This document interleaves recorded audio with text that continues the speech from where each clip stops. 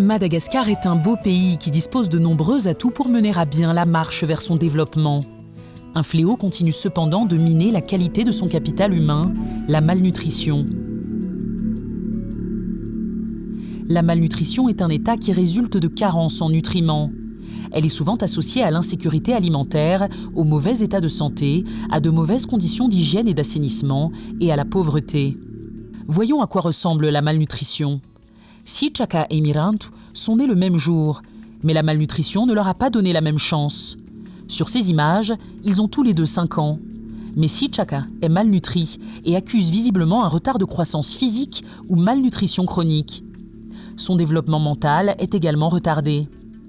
Malheureusement, puisqu'il a déjà 5 ans, Sichaka n'aura plus la possibilité de refaire son retard et il n'aura plus la même capacité de réussir sa vie que Mirantu quand il sera adulte. La malnutrition, on la rencontre tous les jours sans que l'on s'en rende compte, même ici dans la capitale Antananarivo. Madagascar est actuellement le 5e pays au monde à fort taux de malnutrition chronique. Selon le plan d'investissement pour la nutrition, produit par le gouvernement de Madagascar avec l'appui de l'UNICEF, la malnutrition chronique touche malheureusement 47% des enfants de moins de 5 ans à Madagascar, soit près de la moitié des enfants et donc un capital humain qui ne pourra pas soutenir le développement économique et social du pays. La situation est grave. À ce triste palmarès s'ajoutent les 9% des enfants de moins de 5 ans qui souffrent de l'émaciation, aussi appelée malnutrition aiguë ou maigreur. Cette forme de malnutrition est mortelle et affecte particulièrement la partie sud du pays, avec des pics fréquents. La malnutrition est aussi hélas responsable du tiers de la mortalité infantile à Madagascar, avec un chiffre de 18 000 décès annuels, selon toujours ce même rapport. Au-delà du drame humain, la malnutrition a un coût économique élevé pour Madagascar. Chaque année, les pertes économiques évitables liées à la malnutrition équivalent à 7% du produit intérieur brut de Madagascar, c'est-à-dire environ 740 millions de dollars, soit plus de 2300 milliards d'ariars, selon le rapport de l'UNICEF sur les conséquences de la malnutrition en 2017. Ces pertes élevées sont principalement associées à la malnutrition chez les femmes enceintes, les nouveau-nés et les enfants de moins de 5 ans. Des efforts exemplaires ont pourtant été entrepris dans le passé à Madagascar. Ils ont réellement porté leurs fruits.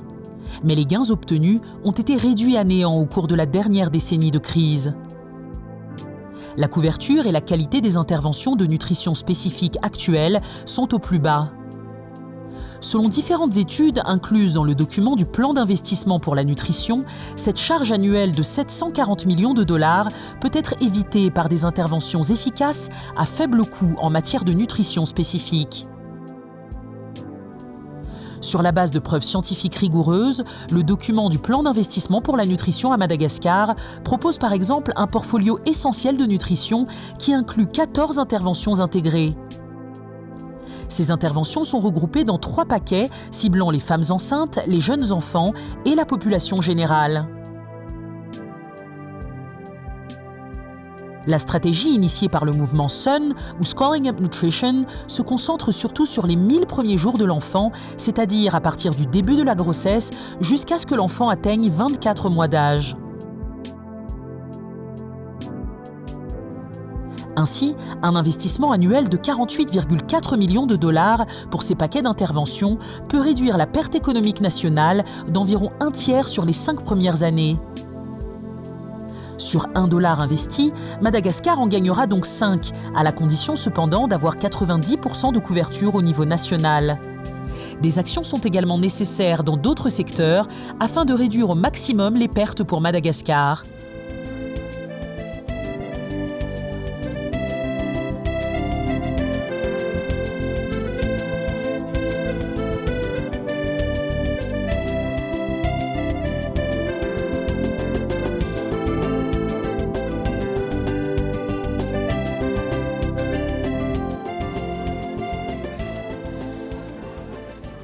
That malnutrition is a huge challenge here.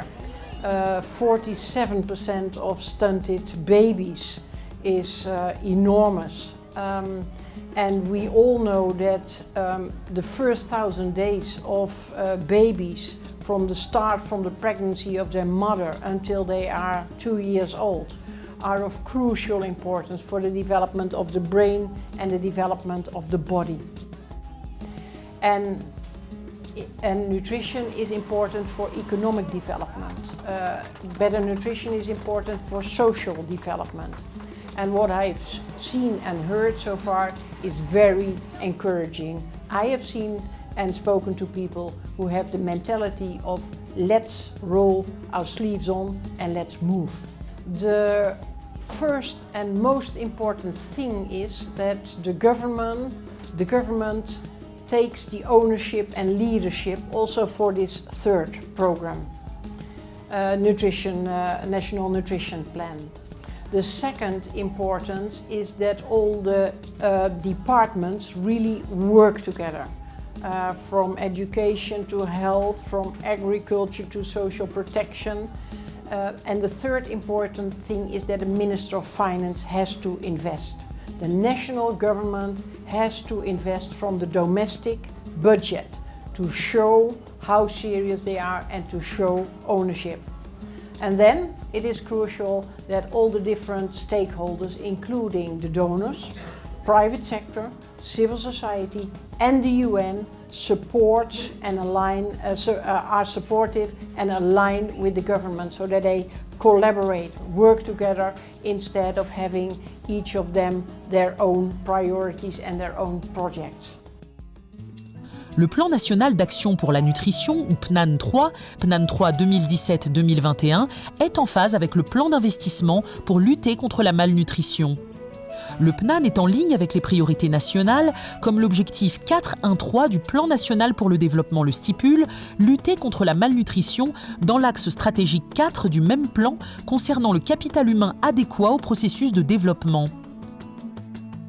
Il contribue aussi à l'atteinte de l'objectif numéro 2 de l'ODD, visant à éliminer la faim, à assurer la sécurité alimentaire, améliorer la nutrition et promouvoir l'agriculture durable. Le PNAN est également conforme à l'adhésion de Madagascar à la déclaration de la CIN 2, conférence internationale sur la nutrition de Rome, qui s'est déroulée en 2014. Le PNAN s'est également référé au rapport des publications scientifiques comme les revues The Lancet ou encore The Cost of Hunger qui publient des résultats de recherche sur la santé et la nutrition et mènent des études sur le coût de la faim à Madagascar. Le plan national d'action pour la nutrition vise surtout à améliorer l'état nutritionnel de la population malgache, en particulier la population vulnérable. Le PNAN 3 a pour objectif spécifique de réduire en priorité la prévalence de la malnutrition chronique de 47,3% à 38% au niveau national d'ici 2021. Réduire le taux d'insuffisance pondérale de 32,4% à 25%. Assurer que le taux de malnutrition aiguë soit de moins de 5%. Et de réduire le pourcentage des enfants ayant un faible poids à la naissance de 11,4% à 9%. L'élaboration du PNAN 3 a tenu compte des recommandations de l'évaluation du précédent PNAN, notamment sur la nécessité d'une approche multisectorielle intégrant la santé, l'agriculture, l'assainissement et l'hygiène, l'éducation, la protection sociale et la recherche scientifique.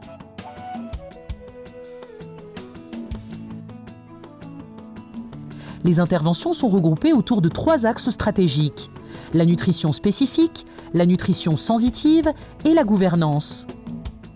Ces 3 axes stratégiques sont soutenus par des interventions transversales en matière de communication et de gestion des catastrophes. L'axe de la nutrition spécifique prévoit des interventions visant les causes immédiates de la malnutrition et du retard du développement du fœtus et de l'enfant. Les interventions sont basées sur des preuves scientifiques pour la réduction de la malnutrition et constituent le portfolio essentiel en nutrition, similaire à celui du plan d'investissement. Il s'agit notamment de renforcer les interventions pendant la grossesse, de mettre en œuvre les activités de prévention de la malnutrition chez les enfants de moins de 5 ans, de renforcer la prise en charge de la malnutrition aiguë, de promouvoir des activités nutritionnelles en faveur des adolescentes au niveau communautaire et scolaire et de renforcer la fortification alimentaire. L'axe de la nutrition sensitive concerne les interventions ciblant les facteurs sous-jacents de la malnutrition et qui assurent la sécurité alimentaire des ménages, l'accès aux services de santé et à un environnement sain. L'axe de la gouvernance vise à renforcer le cadre politique et réglementaire ainsi que la coordination intra- et intersectorielle dans la mise en œuvre de la réponse nationale. Le gouvernement malagasy dispose actuellement du Conseil national de nutrition et de l'Office national de nutrition, placés sous l'égide de la primature. Ces différents axes stratégiques sont soutenus par des interventions transversales en matière de communication en faveur du changement de comportement et le renforcement de l'éducation nutritionnelle de la population cible. L'objectif est d'augmenter au moins à 30% le taux de population ayant une alimentation adéquate et améliorer le pourcentage de personnes adoptant les bonnes pratiques nutritionnelles. À travers le PNAN 3, Madagascar dispose d'un outil pour relever le défi de la lutte contre la malnutrition et ainsi améliorer la qualité de son capital humain nécessaire à son essor économique. À travers les appuis en matière d'investissement, le pays devra en priorité changer son triste statut de 5e pays au monde à fort taux de malnutrition chronique. Merci de votre attention.